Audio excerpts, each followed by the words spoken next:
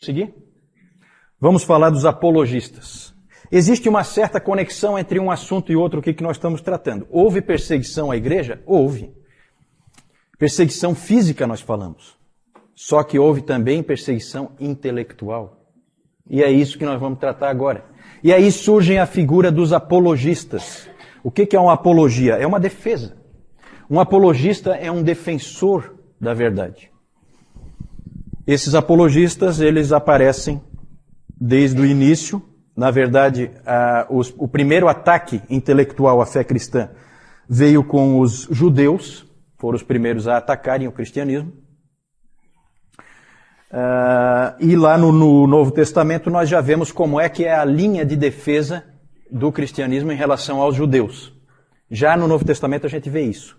Quem é que lembra? A linha é sempre a seguinte: o cristianismo é uma continuidade do judaísmo. Porque é a vinda do Messias prometido. Então sempre a igreja teve o Antigo Testamento como suas escrituras, porque não é nada mais nada menos do que uma continuidade. E o judaísmo, quando ele não migra para o cristianismo, ele estagnou, ele errou o alvo. Quem é que lembra onde no Novo Testamento que nós já temos defesas nessa linha? Vamos lá, provinha, prova oral. Defesas nessa linha de que o cristianismo nada mais é do que uma continuidade do judaísmo. Em Atos, Pedro em Atos, tem um exemplo melhor em Atos. Estevão, perfeito ali, né? É uma apologia bem clara em que ele mostra toda a sequência e apontando para essa linha de raciocínio. Temos uma carta também no Novo Testamento que é praticamente trabalha só isso. Qual é? Qual é a carta? Hebreus, exatamente. Hebreus. É a carta aos... também trabalha exatamente isso, uma continuidade em relação ao judaísmo. É isso que o livro de Hebreus trata. Que, segundo Lutero cria, né? Foi escrita por Apolo. Também é um nome duvidoso, porque também é o nome de um deus grego. Apolo de Alexandria, né? O grande pregador. Né? É isso aí. Não vou dar por causa do deus grego, né? Mas é nome duvidoso. Tito já está nessa turma aí. Só que eu quero trazer alguém realmente mau para o meu lado. Eu já trouxe o Augusto e quero ver se trago mais alguém. Rafael é anjo, né? Não, esse aí escapou. Esse aí escapou.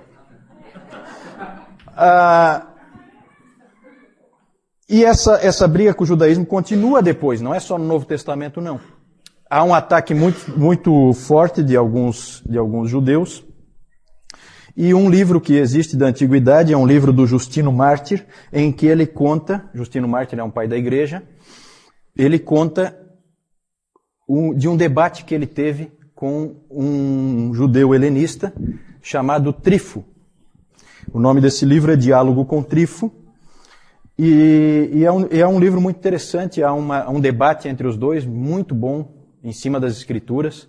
O Justino começa a trazer todo o texto possível e imaginável, tem até uns fatos pitorescos, que ele traz um texto lá de Salmo 96:10, que ele vai e cita e acha que está abafando, que é Salmo 96:10, ele pega e diz pro Trifo o que ele tinha a dizer daquele texto, que diz assim: dizei entre as nações, do madeiro reina o Senhor.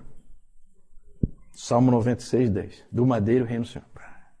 Então, Jesus Cristo reinando da cruz. Aí o Trifo foi pegar a Bíblia dele e falou assim: isso aqui eu não tenho aqui não. Na minha Bíblia não está escrito assim não. Na minha Bíblia, Salmo 96:10 diz: dizei entre as nações, reina o Senhor. Exatamente. Aí o Justino dá uma de esperto e fala: tá vendo? Isso aí são esses rabis de vocês que já foram lá e tiraram aquele pedaço ali. Quando na verdade não era nada disso, era algum escriba cristão que tinha incluído um pedaço ali, né? E o Justino estava com essa cópia que não estava fiel ao original, e o Trifo tinha Velho Testamento em hebraico, e o Justino tinha o Velho Testamento, a Septuaginta, a versão em grego. Já com esse copista que achou que estava abafando, né, botou lá em homenagem ao Senhor, do madeiro e tal. E são fatos pitorescos assim. Esse debate durou 2 dias e ninguém conseguiu mudar a posição do outro, mas é impressionante nesse livro, eu nunca vi o livro, mas tem os testemunhos nesse sentido, de que houve um tratamento extremamente cortês entre eles, um tratamento em excelente nível, eles se tratam como amigos no final, é uma situação que não perdurou no futuro. Depois a relação cristãos e judeus passou a ser péssima, né? Os rabis lançaram lá o tal do Talmud babilônico, atacando e jogando anátema para todo lado em cima dos cristãos, e os cristãos começaram a usar expressões do tipo assassinos de Cristo para os judeus, né? João Crisóstomo, um dos pais da igreja, foi um desses que utilizou esse nome e perpetuou esse nome aí. Quem são os judeus? São os assassinos de Cristo. Então a situação se deteriorou. Agora o judaísmo, houve então esse tipo de conflito aí com o judaísmo, mas o principal é com o paganismo. Pode passar ali. E aí nós temos várias obras da antiguidade aí, escritas por cristãos, para defender o cristianismo. Nós temos essa Epístola a Diogneto. É um material muito interessante, com uma boa visão da graça, porque uma coisa que é interessante dessa época aí da história da igreja é que ninguém entendeu a graça. Ninguém. Tinha que esperar chegar Agostinho para entender Paulo, porque ninguém tinha entendido Paulo. E essa epístola chega perto. E ela é muito bonita, ela usa a expressão de que os cristãos são a alma do mundo. Ela tem, assim, momentos bem interessantes. Esse Octávios de Minícius Félix é a história de um diálogo entre Octávios e Cecílius. Esse Octávios era cristão e ele, então, começou a discutir com esse Cecílius. E ele acaba convertendo os Cecílios. E é interessante que já naquela época, quando você pega esse material, que é lá do 2º século, você já vê os mesmos ataques à fé cristã que existem hoje. É impressionante como é sempre as mesmas coisas que se diz. Não há assim novidade, né? É sempre a mesma coisa. Esses ataques que vinham de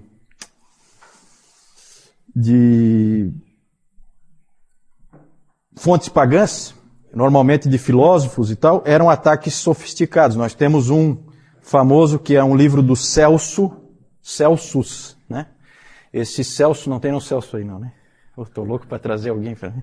Esse Celso publicou o livro Verdadeira Razão, em que ele ataca, destrói mesmo o cristianismo. E aí vem Orígenes, que era um gênio, que é aquele que a mãe preservou escondendo a roupa. O Orígenes, ele escreve um livro famoso que se chama Contra Celsum, em que ele rebate todas as acusações do Celso. Então os apologistas sempre esse trabalho de escrita, sempre esse trabalho de ataques, e eles daí se defendem, esses ataques mais sofisticados, mas também havia ataques intelectuais mais grosseiros. E um interessante, que depois o João vai mostrar, é uma pichação que existe hoje em Roma, nas ruínas lá. Existe uma pichação na parede, com uma figura de um burro crucificado, um homem com cabeça de burro, e embaixo escrito, Alexandre adora o seu Deus. Ou Alexandre adorando o seu Deus. Isso é encontrado hoje lá. Na verdade, o que é? É uma gozação de algum vizinho mala lá, do tipo né? Que não gostava do Alexandre, não gostava dos cristãos, e então fez ali, claro, uma referência a Cristo daquela maneira, em que ele procurava desonrar a Cristo. O Justino Mártir escreveu a primeira e segunda apologia contra os pagãos. Esse homem era um homem de grande inteligência, de grande capacidade, e ele é o principal apologista. Vejam que ele defendeu a fé cristã tanto contra os judeus como contra os pagãos.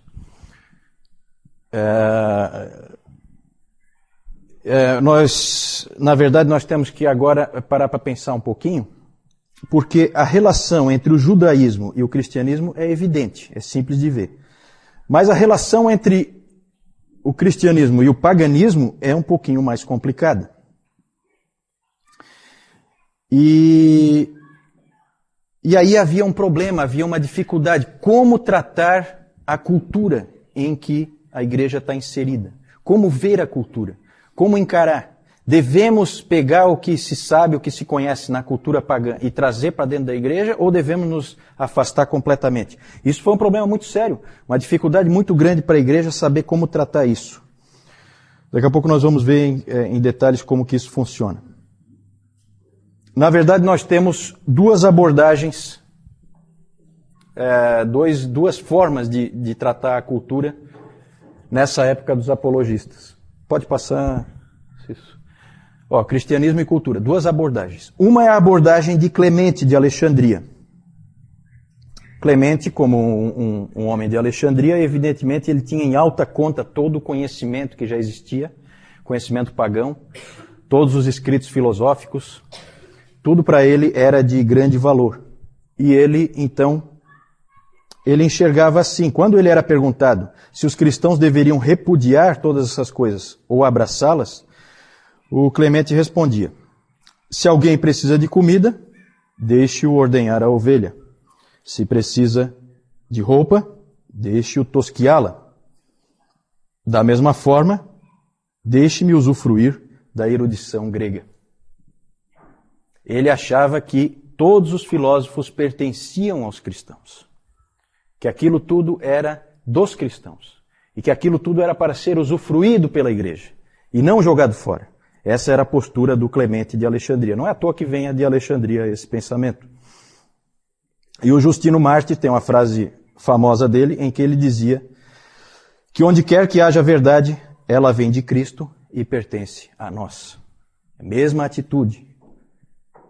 É verdade? É nossa. Então vamos pegá-la para nós. Essa é uma atitude, a atitude de integrar essas coisas no cristianismo. E a outra atitude, saindo de Alexandria, que é no norte da África, e indo mais para o ocidente, mais para o oeste, nós chegamos em Cartago, também no norte da África, e lá nós encontramos Tertuliano. E Tertuliano tem uma postura oposta. Ele acha que não deve haver nenhum vínculo entre a igreja, entre a fé cristã e a filosofia grega, o pensamento dos pagãos. Quem é que está certo? Pergunta difícil.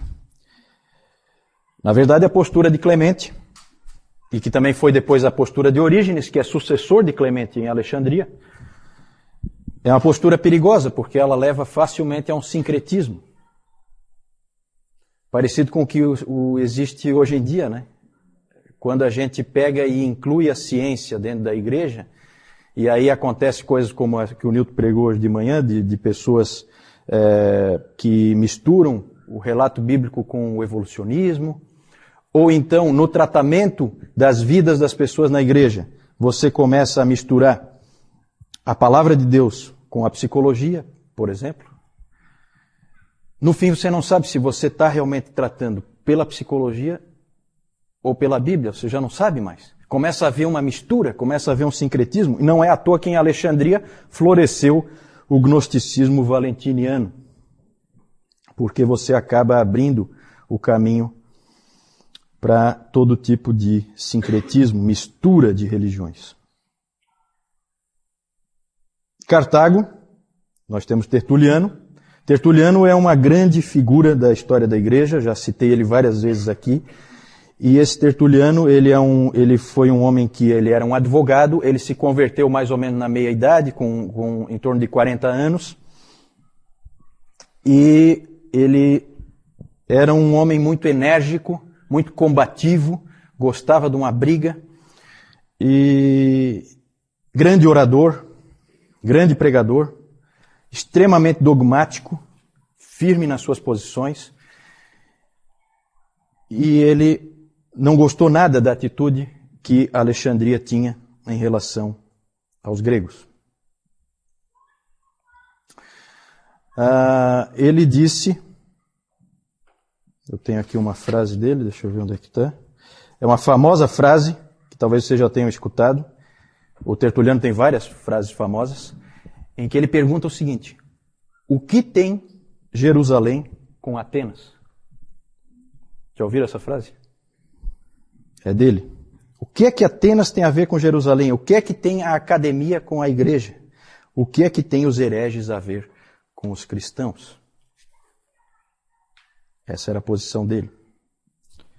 E o Tertuliano, na verdade, ele era um pouco exagerado. E nessa posição dele também tinha problema. Na primeira nós tínhamos esse problema do sincretismo. Começa a misturar tudo, no fim você já não tem mais um cristianismo puro. E no caso do Tertuliano, você tem um isolamento da igreja em relação à cultura. Ele se isola e você começa a ter um cristianismo estranho. E o Tertuliano tinha umas frases que não ajudavam nada. O Celso criticava, o Celso que eu falei antes, um crítico dos cristãos, ele criticou no seu Verdadeira Razão, ele disse o seguinte, que os cristãos dizem, não faça perguntas, apenas creia. Isso para o Celso era inadmissível. E o Tertuliano, acho que ele ia um pouco nessa linha, porque olha só essa frase dele, que sempre deixou todo mundo estupefato. Ele dizia assim, eu creio porque é absurdo.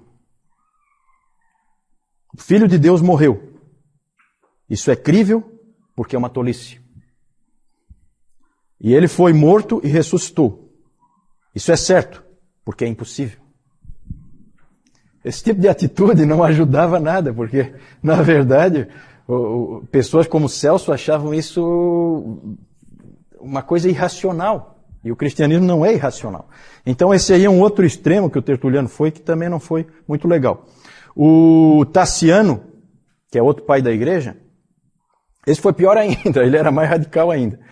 E o monasticismo medieval, os monges medievais, não foram numa direção muito diferente, não. Eles foram mais ou menos nessa direção aí.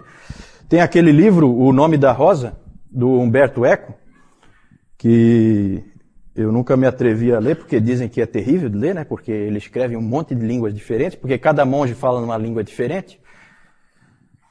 E tem até um monge lá que fala todas as línguas juntos, né? Ele sabia tantas línguas na história do Umberto Eco. Ele sabia tantas línguas diferentes que no final ele não sabia falar nenhuma. Então tem trechos lá em que esse monge fala que daí ninguém entende nada porque é misturado as várias línguas. Então é uma coisa esquisita. Mas nesse livro, o filme dá para assistir, né? O livro é complicado de ler.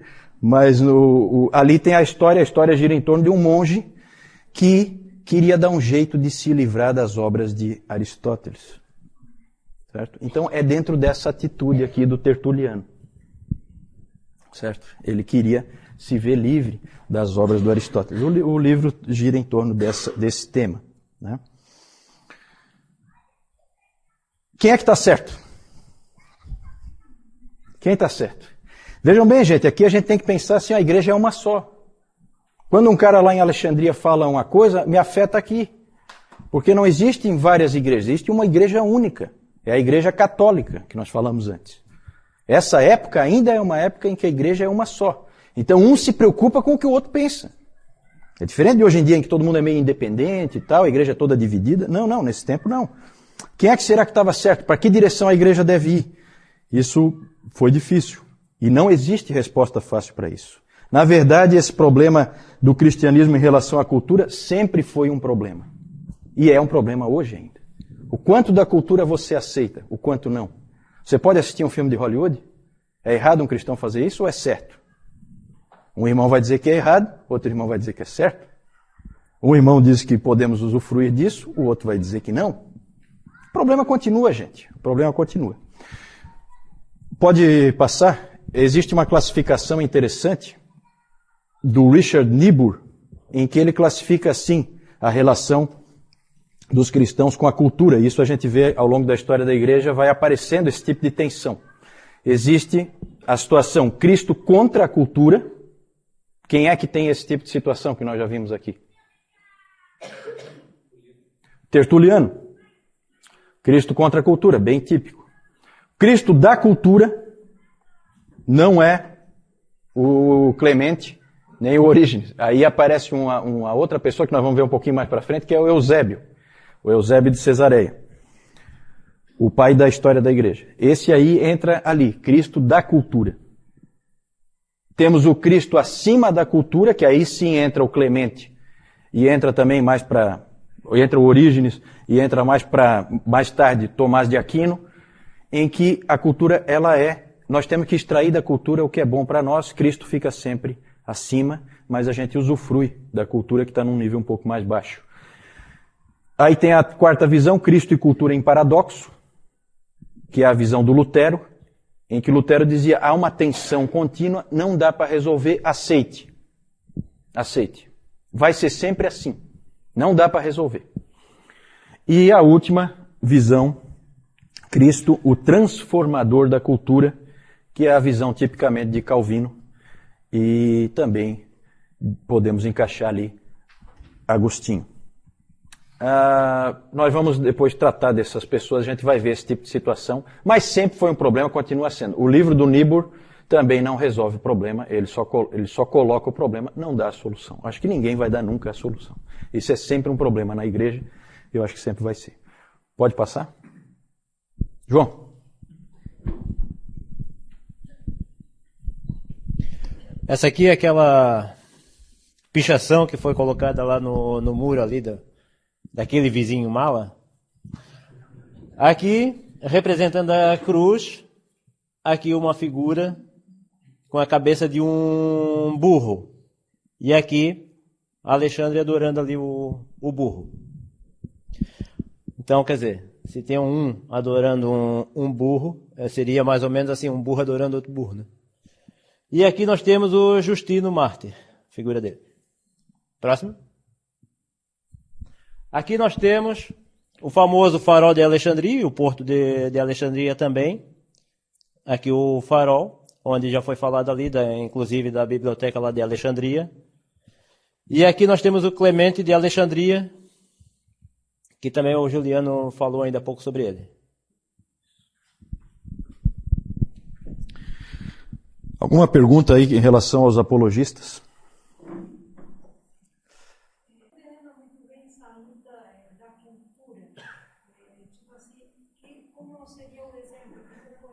A primeira é em relação ao que quer dizer, o que se quer dizer exatamente com cultura. Cultura aí, no caso, é o que nós costumamos chamar de mundo, né? Na verdade, é tudo, é toda a forma de ser, os valores, as ênfases, a maneira de viver das pessoas que são do mundo. As filosofias que elas seguem, como elas constroem o pensamento delas, a maneira delas aprenderem, as ênfases, tudo isso é a cultura. Nós devemos trazer isso para dentro da igreja ou não? Nós devemos ser semelhantes a eles ou nós devemos ser radicalmente diferentes deles? Sempre foi, né? É hoje, inclusive. Nós temos grupos de cristãos, desde o Amish, que não se mistura em nada com a cultura, até o totalmente mundano que sai no bloco de carnaval, sem problema nenhum. Certo? Então existem essas gradações aí. Numa igreja católica, isso seria um problema seríssimo. Uma igreja única. Hoje as igrejas são divididas, então um não se preocupa muito com o que o outro faz. Mas naquela época, afetava. Quem é que está certo? Para onde a igreja deve ir? Quem é que nós devemos ouvir? Devemos ouvir Tertuliano ou devemos ouvir Clemente? Né? É o problema.